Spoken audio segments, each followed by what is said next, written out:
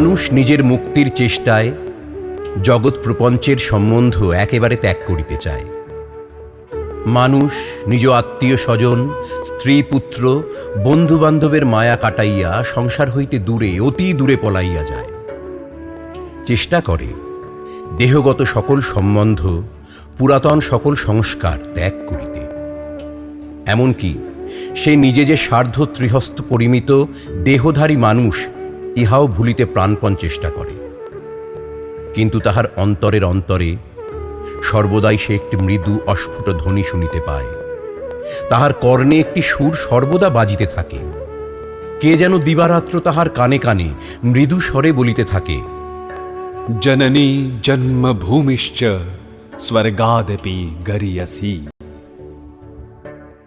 হে ভারত সাম্রাজ্যের রাজধানীর অধিবাসীগণ, তোমাদের নিকট আমি সন্ন্যাসীভাবে উপস্থিত হই নাই, ধর্ম প্রচারক রূপেও নহে, কিন্তু পূর্বের মতো সেই কলকাতার বালক রূপে তোমাদের সহিত আলাপ করিতে আসিয়াছি। হে ভ্রাতৃগণ, আমার ইচ্ছা হয় এই নগরীর রাজপথের ধূলির ওপর বসিয়া বালকের মতো সরল প্রাণে তোমাদিগকে আমার মনের কথা সব খুলিয়া বলি। অতএব তোমরা যে আমাকে ভাই বলিয়া সম্বোধন করিয়াছ, সেই জন্যে তোমাদিগকে আন্তরিক ধন্যবাদ জানাইতেছি। হ্যাঁ, আমি তোমাদের ভাই, তোমরাও আমার ভাই। পাশ্চাত্য দেশ হইতে প্রত্যাবর্তনের অব্যবহিত পূর্বে একজন ইংরেজ বন্ধু আমাকে জিজ্ঞাসা করেন, স্বামীজি, 4 বৎসর বিলাসের লীলাভূমি, গৌরবের মুকুটধারী মহাশক্তিশালী পাশ্চাত্য দেশ ভ্রমণের পর মাতৃভূমি আপনার কেমন লাগিবে? আমি বলিলাম, পাশ্চাত্য ভূমিতে আসিবার পূর্বে ভারতকে আমি ভালোবাসিতাম। এখন ভারতের ধূলিকণা পর্যন্ত আমার নিকট পবিত্র। ভারতের বায়ু আমার নিকট এখন পবিত্রতা মাখা। ভারত আমার নিকট এখন তীর্থস্বরূপ।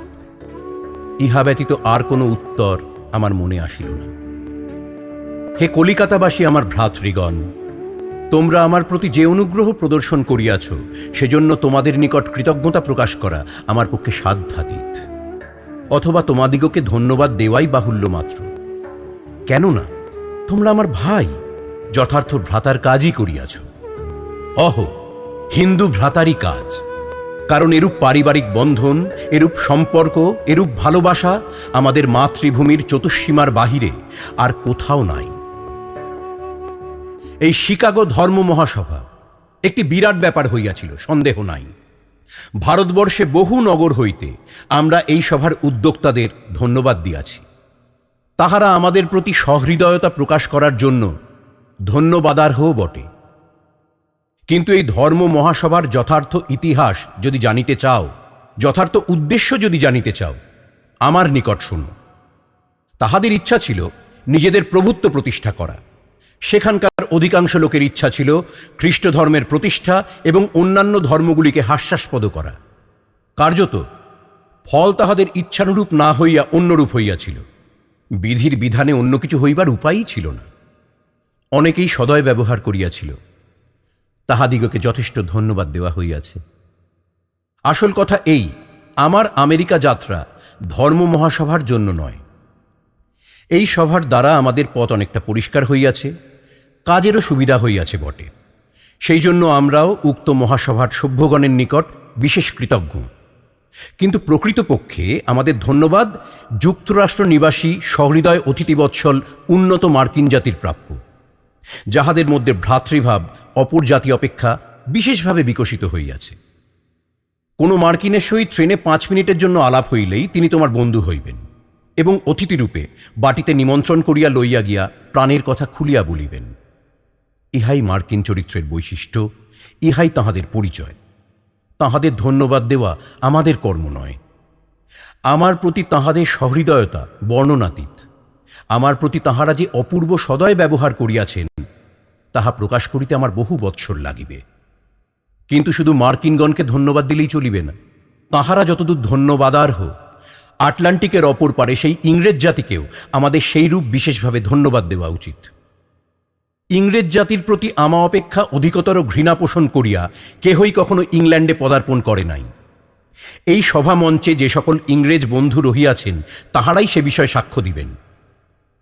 কিন্তু যত আমি তাহাদের সহিত একত্র বাস করিতে লাগিলাম, যতই তাহাদের সহিত মিশিতে লাগিলাম, যতই দেখিতে লাগিলাম ব্রিটিশ জাতির জীবন যন্ত্র কিরূপে পরিচালিত হইতেছে, যতই বুঝিতে লাগিলাম ওই জাতির হৃদস্পন্দন কোথায়, ততই তাহাদিগকে ভালোবাসিতে লাগিলাম।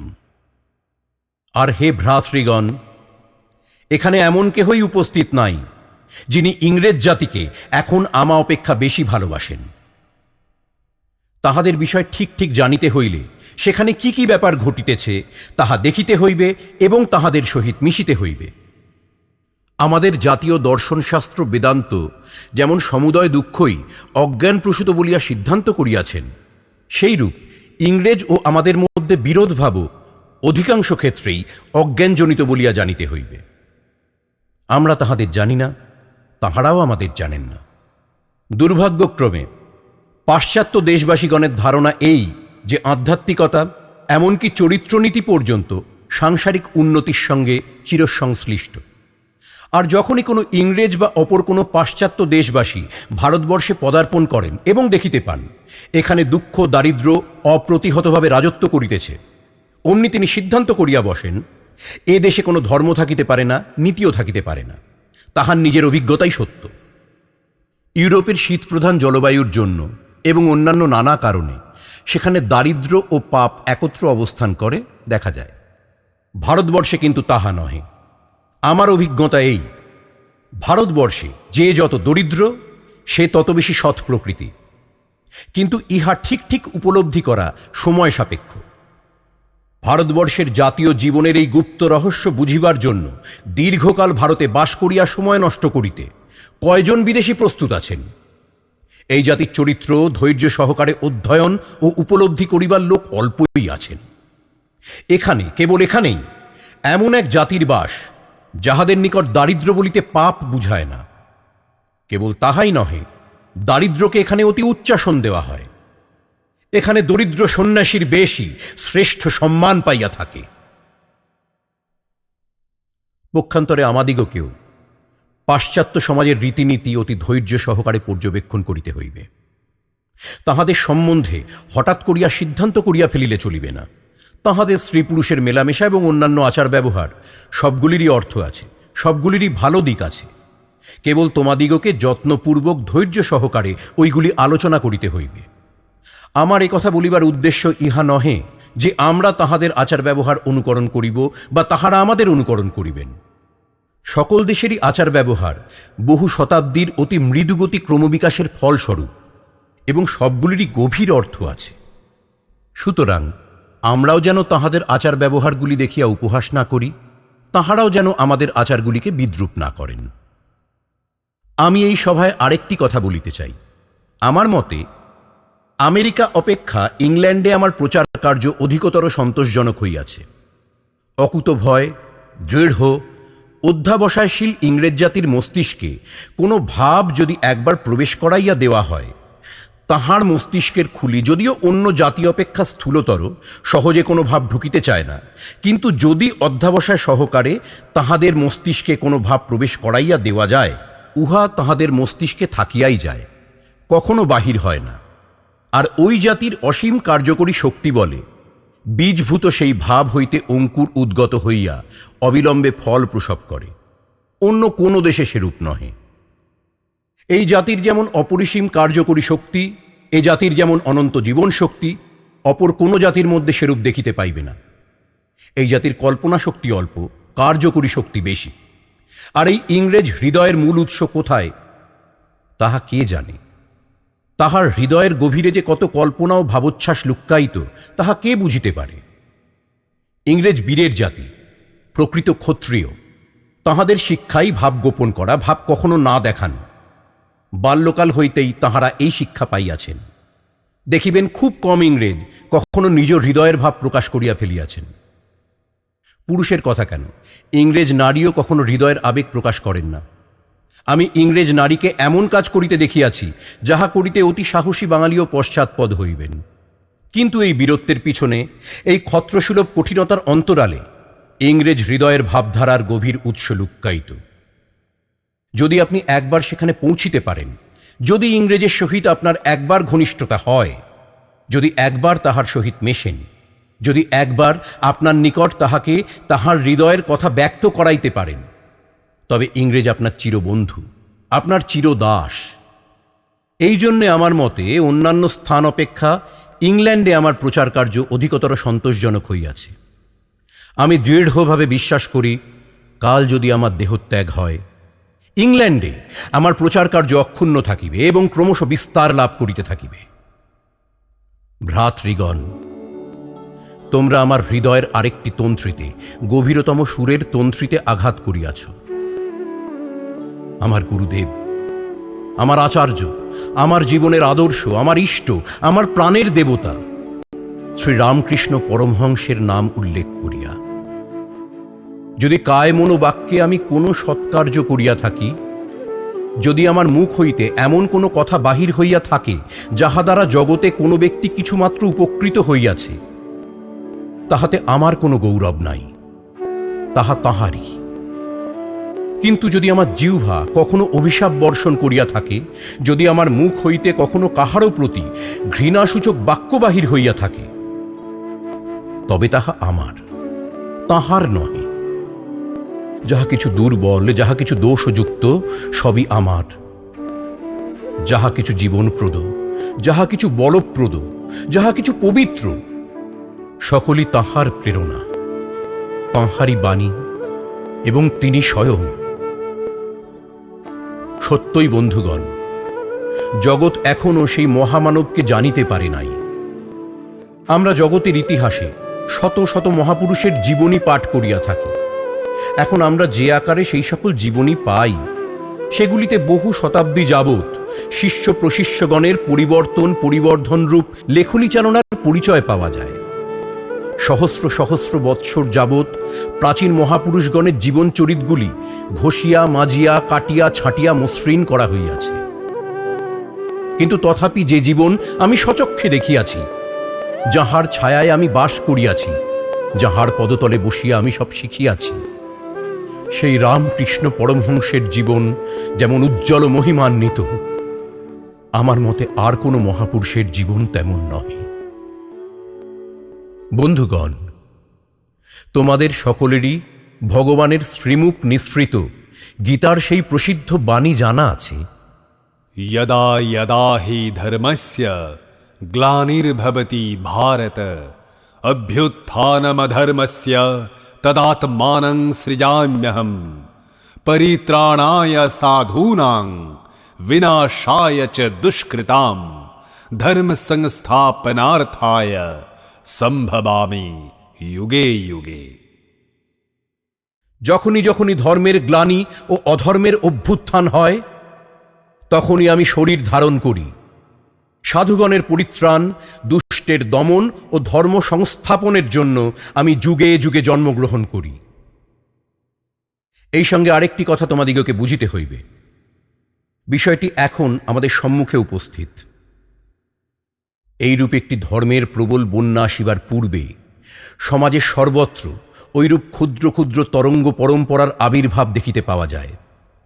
ইহাদের মধ্যে একটি তরঙ্গ প্রথমে যাহার অস্তিত্বই হয়তো কাহারও চোখে পড়ে নাই, যাহা কেহ ভালো করিয়া দেখে নাই, যাহার গূঢ় শক্তি সম্বন্ধে কেহ স্বপ্নেও ভাবে নাই, সেটি ক্রমশ প্রবল হইতে থাকে এবং অপর ক্ষুদ্র ক্ষুদ্র তরঙ্গগুলিকে যেন গ্রাস করিয়া নিজ অঙ্গে মিলাইয়া লয়।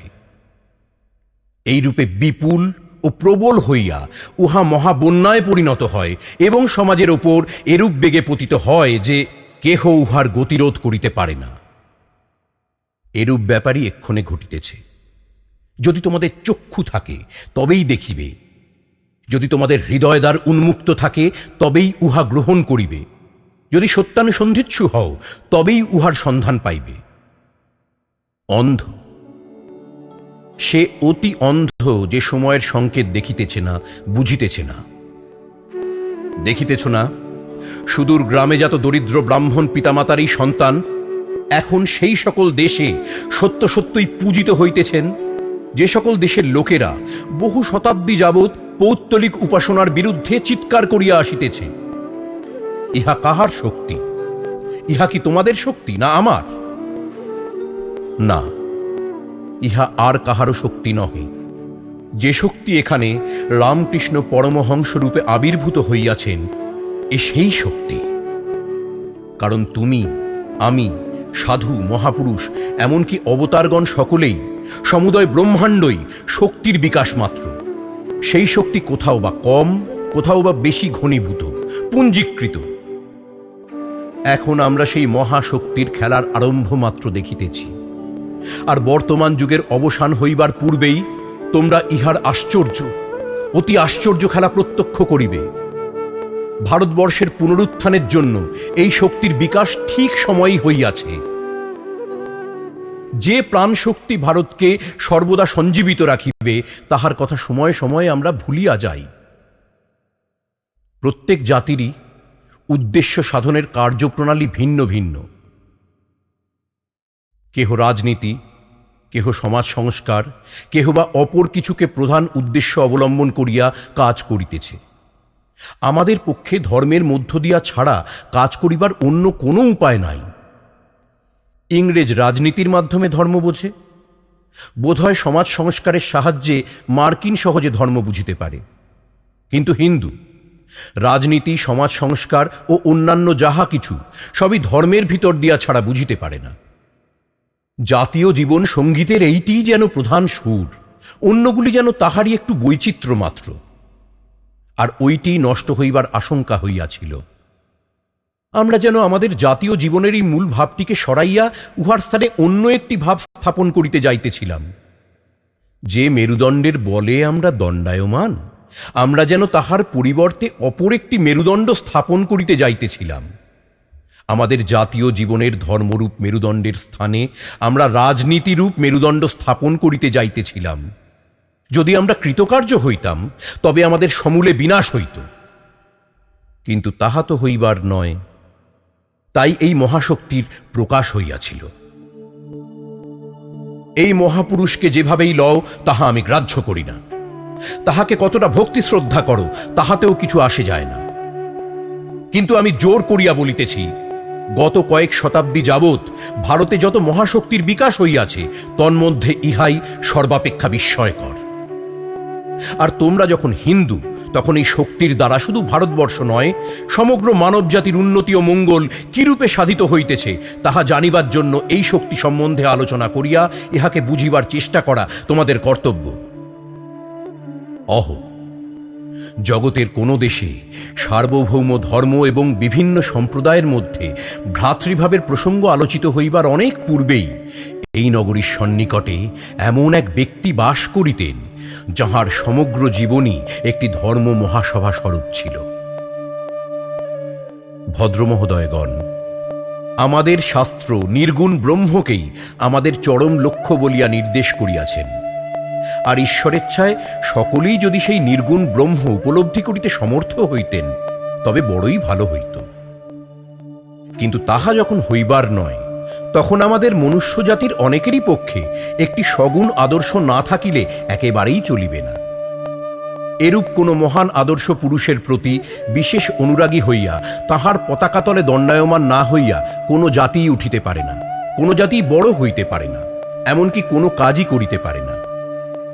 রাজনীতিক, এমনকি সামাজিক বা বাণিজ্য জগতের কোনো আদর্শ পুরুষ কখনো ভারতে সর্বসাধারণের ওপর প্রভাব বিস্তার করিতে পারিবেন না।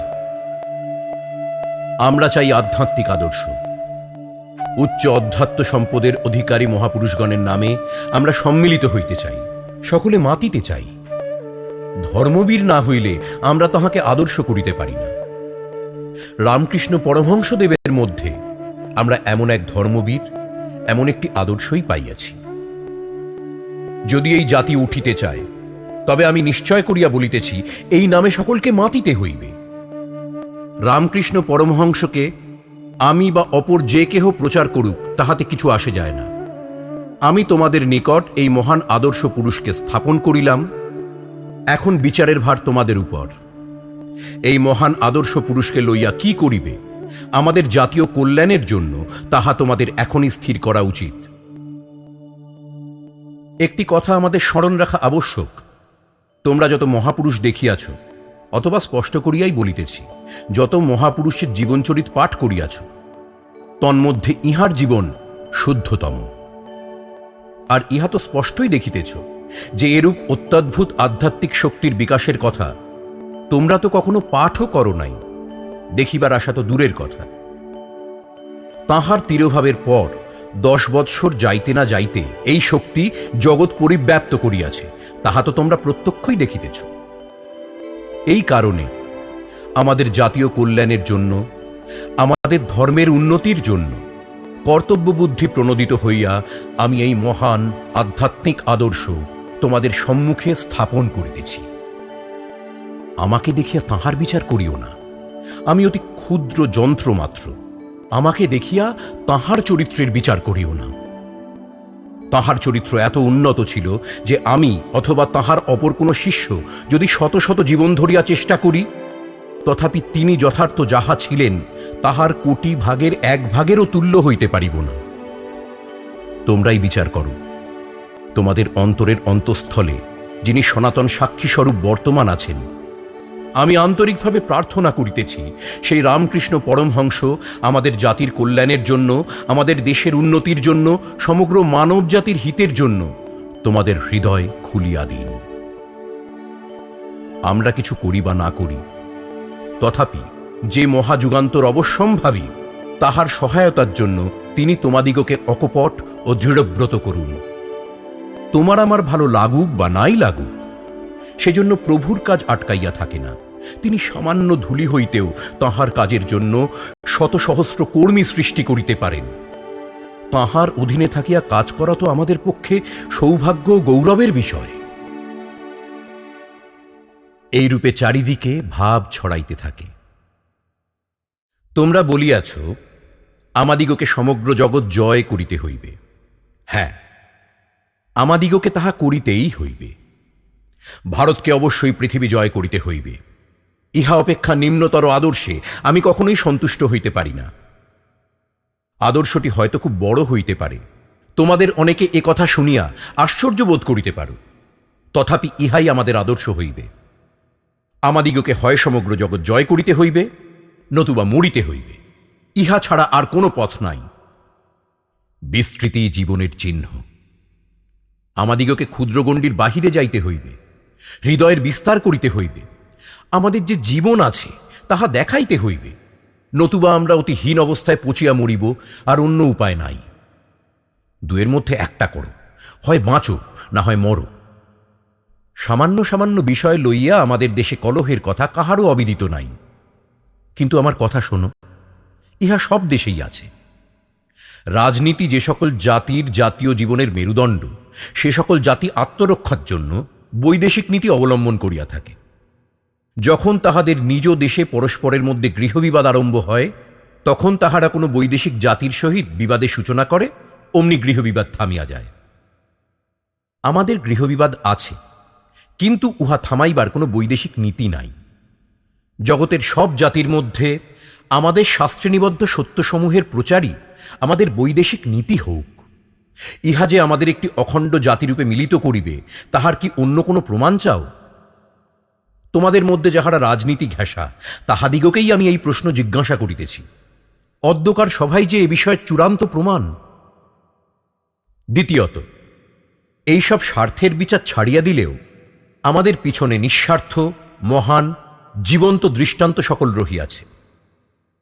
ভারতের পতন ও দুঃখ দারিদ্র্যের অন্যতম প্রধান কারণ এই যে ভারত নিজ কার্যক্ষেত্র সংকুচিত করিয়াছিল, শামুকের মতো খোলার ভিতর ঢুকিয়া বসিয়াছিল। আর যে তর অন্যান্য সত্যপিপাসু জাতির নিকট নিজ রত্নভাণ্ডার, জীবনপ্রদ সত্যরত্নের ভাণ্ডার উন্মুক্ত করে নাই। আমাদের পতনের অন্যতম প্রধান কারণ এই যে আমরা বাহিরে যাইয়া অপর জাতির সহিত নিজেদের তুলনা করি নাই। আপনারা সকলেই জানেন, যেদিন হইতে রাজা রামমোহন রায় এই সংকীর্ণতার বেড়া ভাঙিলেন, সেই দিন হইতেই ভারতের সর্বত্র আজ যে একটু স্পন্দন, একটু জীবন অনুভূত হইতেছে, তাহা আরম্ভ হইয়াছে। সেই দিন হইতেই ভারতবর্ষের ইতিহাস অন্য পথ অবলম্বন করিয়াছে এবং ভারত এখন ক্রমবর্ধমান গতিতে উন্নতির পথে চলিয়াছে। অতীতকালে যদি ক্ষুদ্র ক্ষুদ্র স্রোতস্বিনী দেখা গিয়া থাকে, তবে জানিবেন এখন মহাবন্যা আসিতেছে, আর কেহই উহার গতিরোধ করিতে পারিবে না। অতএব আমাদিগকে বিদেশে যাইতেই হইবে, কারণ আদান প্রদানই অভ্যুদয়ের মূল মন্ত্র। আমরা কি চিরকালই পাশ্চাত্যের পদতলে বসিয়া সব জিনিস, এমনকি ধর্ম পর্যন্ত শিখিব? অবশ্য তাহাদের নিকট আমরা কলকব্জা শিখিতে পারি, আরও অন্যান্য অনেক বিষয় শিখিতে পারি, কিন্তু আমাদেরও তাহাদিগকে কিছু শিখাইতে হইবে। আমরা তাহাদিগকে আমাদের ধর্ম, আমাদের গভীর আধ্যাত্মিকতা শিখাইব। পূর্ণাঙ্গ সভ্যতার জন্য জগৎ অপেক্ষা করিতেছে। পূর্বপুরুষগণের নিকট হইতে উত্তরাধিকার সূত্রে ভারত যে ধর্মরূপ অমূল্য রত্ন পাইয়াছে, তাহার দিকে জগৎ সতৃষ্ণ নয়নে চাহিয়া আছে। হিন্দু জাতি বহু শতাব্দীর অবনতি ও দুঃখ দুর্বিপাকের মধ্যেও যে আধ্যাত্মিকতা সযত্নের হৃদয়ে আঁকড়াইয়া ধরিয়া আছে, জগৎ সেই রত্নের আশায় সতৃষ্ণ নয়নে চাহিয়া রহিয়াছে। তোমাদের পূর্বপুরুষগণের নিকট হইতে উত্তরাধিকার রূপে লব্ধ সেই অপূর্ব রত্নরাজির জন্য ভারতের বাহিরে যে কতখানি আগ্রহ, তাহা তোমরা কিছুই জানো না। আমরা এখানে অনর্গল বাক্যব্যয় করিতেছি, পরস্পর বিবাদ করিতেছি, যাহা কিছু গভীর শ্রদ্ধার বস্তু সব হাসিয়া উড়াইয়া দিতেছি। এখন এই হাসিয়া উড়াইয়া দেওয়া একটি জাতীয় দোষ হইয়া দাঁড়াইয়াছে। কিন্তু আমাদের পূর্বপুরুষগণ এই ভারতে যে অমৃত রাখিয়া গিয়াছেন, তাহার এক বিন্দু পান করিবার জন্য ভারতের বাহিরে লক্ষ লক্ষ নরনারী কত আগ্রহের সহিত হাত বাড়াইয়া রহিয়াছে, তাহা আমরা কিছুই বুঝি না। অতএব আমাদিগকে ভারতের বাহিরে যাইতেই হইবে। আমাদের আধ্যাত্মিকতার বিনিময়ে তাহারা যাহা কিছু দিতে পারে, তাহাই গ্রহণ করিতে হইবে। অধ্যাত্ম জগতের অপূর্ব তত্ত্বসমূহের বিনিময়ে আমরা জড়রাজ্যের অদ্ভুত বিষয়গুলি শিক্ষা করিব। চিরকাল শিষ্য হইয়া থাকিলে চলিবে না, আমাদিগকে গুরুও হইতে হইবে। সমভাবাপন্ন না হইলে কখনো বন্ধুত্ব হয় না। আর যখন একদল লোক সর্বদাই আচার্যের আসন গ্রহণ করে এবং অপর দল সর্বদাই তাহাদের পদতলে বসিয়া শিক্ষা গ্রহণ করিতে উদ্যত হয়, তখন উভয়ের মধ্যে কখনো সমভাব আসিতে পারে না। যদি ইংরেজ বা মার্কিনদের সমকক্ষ হইতে ইচ্ছা থাকে, তবে তোমাদিগকে উহাদের নিকট যেমন শিখিতে হইবে, তেমনি তাহাদিগকে শিখাইতেও হইবে। আর এখনো বহু শতাব্দী যাবৎ জগৎকে শিখাইবার বিষয় তোমাদের যথেষ্ট আছে। এখন এই কাজ করিতেই হইবে। হৃদয় উৎসাহাগ্নি জ্বালিতে হইবে। লোকে বলিয়া থাকে, বাঙালি জাতির কল্পনা শক্তি অতি প্রখর। আমি উহা বিশ্বাস করি। আমাদিগকে লোকে কল্পনা প্রিয় ভাবুক জাতি বলিয়া উপহাস করিয়া থাকে। কিন্তু বন্ধুগণ, আমি তোমাদিগকে বলিতেছি, ইহা উপহাসের বিষয় নয়। কারণ প্রবল উচ্ছ্বাসেই হৃদয়ে তত্ত্বালোকের স্ফুরণ হয়। বুদ্ধিবৃত্তি, বিচার শক্তি খুব ভালো জিনিস, কিন্তু এগুলি বেশি দূর যাইতে পারে না। ভাবের মধ্য দিয়াই গভীরতম রহস্যসমূহ উদ্ঘাটিত হয়। অতএব বাঙালির দ্বারা, ভাবুক বাঙালির দ্বারাই ওই কার্য সাধিত হইবে। उत्तिष्ठत जाग्रत प्राप्य वरान निबोधत। ওঠো, জাগো। যতদিন না অভিপ্সিত বস্তু লাভ করিতেছ, ততদিন ক্রমাগত সেই উদ্দেশ্যে চলিতে থাকো, ক্ষান্ত হইও না। কলিকাতাবাসী যুবকগণ, ওঠো, জাগো, কারণ শুভ মুহূর্ত আসিয়াছে। এখন আমাদের সকল বিষয়ে সুবিধা হইয়া আসিতেছে। সাহস অবলম্বন করো, ভয় পাইও না। কেবল আমাদের শাস্ত্রেই ভগবানকে লক্ষ্য করিয়া অভি এই বিশেষণ প্রদত্ত হইয়াছে। আমাদিগকে অভি নির্ভীক হইতে হইবে, তবেই আমরা কার্যে সিদ্ধি লাভ করিব। ওঠো, জাগো, কারণ তোমাদের মাতৃভূমি এই মহাবলি প্রার্থনা করিতেছেন। যুবকগণের দ্বারা এই কার্য সাধিত হইবে। আশিষ্ঠ, দৃঢ়িষ্ঠ, বলিষ্ঠ, মেধাবী যুবকদের দ্বারাই এই কার্য সাধিত হইবে। আর কলিকাতায় এইরূপ শত সহস্র যুবক রহিয়াছে। তোমরা বলিয়াছ আমি কিছু কাজ করিয়াছি। যদি তাহাই হয়, তবে ইহাও স্মরণ রাখিও যে আমি এক সময় অতি নগণ্য বালক মাত্র ছিলাম। আমিও এক সময় এই কলিকাতার রাস্তায় তোমাদের মতো খেলিয়া বেড়াইতাম। যদি আমি এতখানি করিয়া থাকি, তবে তোমরা আমা অপেক্ষা কত অধিক কাজ করিতে পারো। ওঠো, জাগো, জগৎ তোমাদিগকে আহ্বান করিতেছে। ভারতের অন্যান্য স্থানে বুদ্ধিবল আছে, ধনবল আছে, কিন্তু কেবল আমার মাতৃভূমিতেই উৎসাহাগ্নি বিদ্যমান। এই উৎসাহাগ্নি প্রজ্বলিত করিতে হইবে। অতএব হে কলিকাতাবাসী যুবকগণ, হৃদয়ে উৎসাহের আগুন জ্বালিয়া জাগরিত হও। ভাবিও না তোমরা দরিদ্র, ভাবিও না তোমরা বন্ধুহীন। কে কোথায় দেখিয়াছে টাকায় মানুষ করে? মানুষই চিরকাল টাকা করিয়া থাকে। জগতের যা কিছু উন্নতি সব মানুষের শক্তিতে হইয়াছে, উৎসাহের শক্তিতে হইয়াছে, বিশ্বাসের শক্তিতে হইয়াছে। তোমাদের মধ্যে যাহারা উপনিষদগুলির মধ্যে অতি মনোরম কঠোপনিষদ পাঠ করিয়াছ, তাহাদের অবশ্যই স্মরণ আছে এক রাজর্ষি এক মহাযজ্ঞের অনুষ্ঠান করিয়া ভালো ভালো জিনিস দক্ষিণা না দিয়া অতি বৃদ্ধ কার্যের অনুপযুক্ত কতকগুলি গাভী দক্ষিণা দিতেছিলেন। সেই সময় তাহার পুত্র নচিকেতার হৃদয়ে শ্রদ্ধা প্রবেশ করিল। এই শ্রদ্ধা শব্দটি আমি তোমাদের নিকট ইংরাজিতে অনুবাদ করিয়া বলিব না, অনুবাদ করিলে ভুল হইবে। এই অপূর্ব শব্দের প্রকৃত তাৎপর্য বুঝা কঠিন। এই শব্দের প্রভাব ও কার্যকারিতা অতি বিস্ময়কর। নচিকেতার হৃদয়ে শ্রদ্ধা জাগিবা মাত্র কি ফল হইল দেখো। শ্রদ্ধা জাগিবা মাত্রই নচিকেতার মনে হইল, আমি অনেকের মধ্যে প্রথম, অনেকের মধ্যে মধ্যম, অধম আমি কখনোই নহি, আমিও কিছু কার্য করিতে পারি। তাহার এইরূপ আত্মবিশ্বাস ও সাহস বাড়িতে লাগিল। তখন যে সমস্যার চিন্তায় তাহার মন আলোড়িত হইতেছিল, তিনি সেই মৃত্যুতত্ত্বের মীমাংসা করিতে উদ্যত হইলেন। যমগৃহে গমন ব্যতীত এই সমস্যার মীমাংসা হইবার অন্য উপায় ছিল না। সুতরাং তিনি যম সদনে গমন করিলেন। সেই নির্ভীক বালক নচিকেতা যমগৃহে 3 দিন অপেক্ষা করিলেন।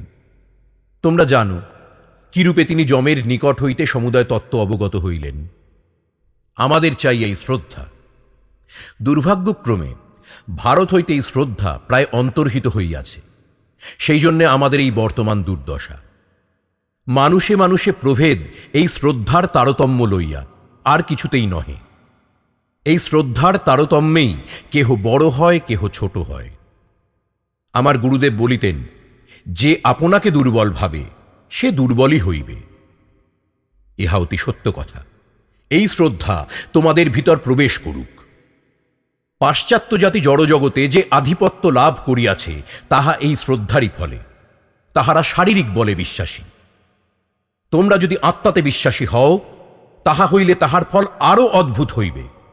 তোমাদের শাস্ত্র, তোমাদের ঋষিগণ এক বাক্যে যাহা প্রচার করিতেছেন, সেই অনন্ত শক্তির আধার আত্মায় বিশ্বাসী হও। যে আত্মাকে কেহ নাশ করিতে পারে না, যাহাতে অনন্ত শক্তি রহিয়াছে, কেবল আত্মাকে উদ্বুদ্ধ করিতে হইবে। এখানেই অন্যান্য দর্শন ও ভারতীয় দর্শনের মধ্যে বিশেষ প্রভেদ। দ্বৈতবাদী হউন, বিশিষ্টাদ্বৈতবাদী হউন আর অদ্বৈতবাদী হউন, সকলেই দৃঢ়ভাবে বিশ্বাস করেন যে আত্মার মধ্যেই সব শক্তি রহিয়াছে, কেবল উহাকে ব্যক্ত করিতে হইবে। অতএব আমি চাই এই শ্রদ্ধা। আমাদের সকলেরই আবশ্যক এই আত্মবিশ্বাস। আর এই বিশ্বাস অর্জনরূপ মহৎ কার্য তোমাদের সম্মুখে পড়িয়া রহিয়াছে। আমাদের জাতীয় শনিতে এক ভয়ানক রোগের বীজ প্রবেশ করিতেছে। সকল বিষয় হাসিয়া উড়াইয়া দেওয়া, গাম্ভীর্যের অভাব, এই দোষটি সম্পূর্ণরূপে ত্যাগ করিতে হইবে। বীর হও, শ্রদ্ধা সম্পন্ন হও, আর যাহা কিছু সব আসিবেই আসিবে। আমি তো এখনো কিছুই করিতে পারি নাই, তোমাদিগকেই সব করিতে হইবে। যদি কাল আমার দেহত্যাগ হয়, সঙ্গে সঙ্গে এই কার্য লোপ পাইবে না। আমার দৃঢ় বিশ্বাস, জনসাধারণের মধ্য হইতে সহস্র সহস্র ব্যক্তি আসিয়া এই ব্রত গ্রহণ করিবে এবং কার্যের এতদূর উন্নতি ও বিস্তার হইবে যে যাহা আমি কখনো কল্পনাও করি নাই। আমার দেশের উপর আমি বিশ্বাস রাখি, বিশেষত আমার দেশের যুবক দলের উপর।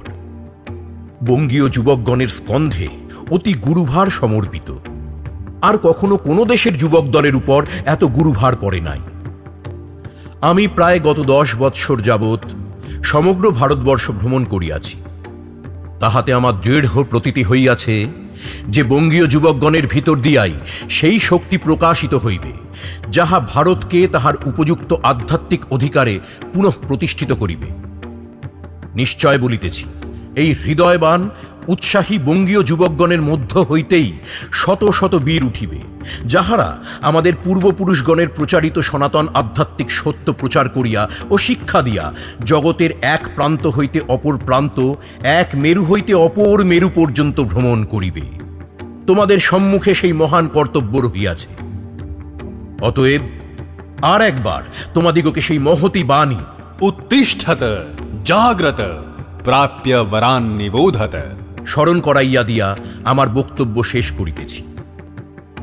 ভয় পাইও না, কারণ মনুষ্য জাতির ইতিহাসে দেখা যায় সাধারণ লোকের ভিতরেই যত কিছু মহাশক্তির প্রকাশ হইয়াছে, জগতে যত বড় বড় প্রতিভাশালী পুরুষ জন্মিয়াছেন, সবই সাধারণ লোকের মধ্য হইতে। আর ইতিহাসে একবার যাহা ঘটিয়াছে পুনরায় তাহা ঘটিবে। কিছুতেই ভয় পাইও না, তোমরা বিস্ময়কর কার্য করিবে। যে মুহূর্তে তোমাদের হৃদয়ে ভয়ের সঞ্চার হইবে, সেই মুহূর্তেই তোমরা শক্তিহীন। ভয়ই জগতের সমুদয় দুঃখের মূল কারণ। ভয়ই সর্বাপেক্ষা বড় কুসংস্কার। নির্ভীক হইলে মুহূর্ত মধ্যেই স্বর্গ আমাদের করতলগত হয়। অতএব उत्तिष्ठत जाग्रत प्राप्य वरान निबोधत। ভদ্র মহোদয়গণ, আপনারা আমার প্রতি যে অনুগ্রহ প্রকাশ করিয়াছেন, সেজন্য আপনাদিগকে পুনরায় ধন্যবাদ দিতেছি। আমি আপনাদিগকে কেবল বলিতে পারি, আমার ইচ্ছা, আমার প্রবল আন্তরিক ইচ্ছা, আমি যেন জগতের, সর্বোপরি আমার স্বদেশের ও স্বদেশবাসীগণের যৎসামান্য সেবায় লাগিতে পারি।